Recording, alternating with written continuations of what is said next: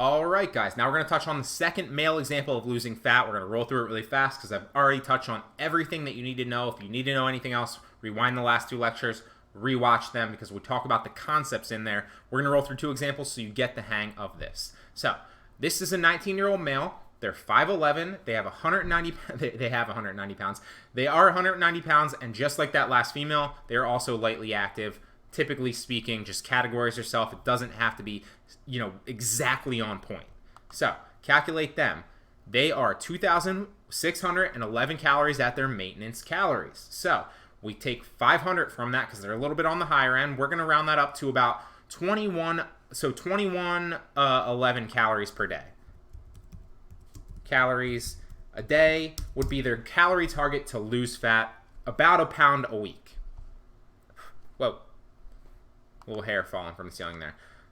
So let's go back and actually type in the protein, the carbs, and the fat. So, like I said, I always like to do protein and fat first. I never recommend going below 60 to 65 grams of fat, like we touched on before with a male.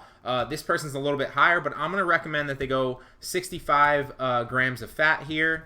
Obviously, all of this is anecdotal and my experience kind of categorizing these things. If you want to do a 60 here, that's fine. If you want to do a 70 here, that's fine. Around that kind of. But like I said, never below 60 for a male. And on top of that, if you do go a little bit higher, just understand you're going to be sacrificing some calories of carbs and some calories some calories of carbs. If you go a little bit lower, you'll be able to eat a little bit more carbs. Take it and kind of mold it to what you like to eat in your nutrition plan and what works best for you so that you can stay the most consistent. So that's 65 grams of fat. Let's do 65 times 9 to get the calories. That's 585 calories. So 585 calories worth of fat. Then for protein, they are 190 pounds, but they're trying to lose fat.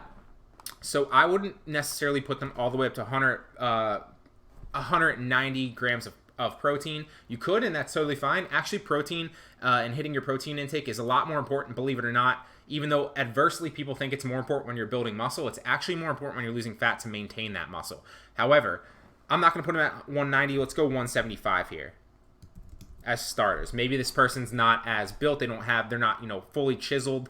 Typically if you're losing fat, most people aren't shredded. So we'll just go, for a lot of different reasons, go 175. So 175 times 4, because there's 4 calories per gram of protein, and that brings us to 700 calories total.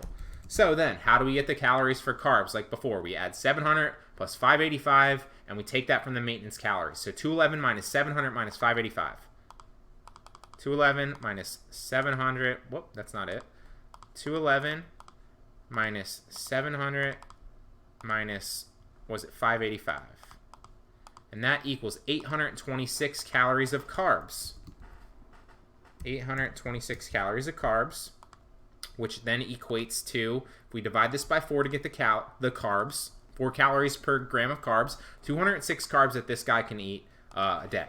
So 206 grams of carbs. So this person's calorie target would be 2,111 calories per day to lose about a pound of fat each week.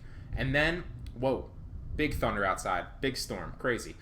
So about 175 grams of protein, which equates to 700 calories, about 206 grams of carbs, and about 65 grams of fat every single day consistently to eventually hit their goal and lose about a pound of fat per week. Let's move on to the last girl example of losing fat.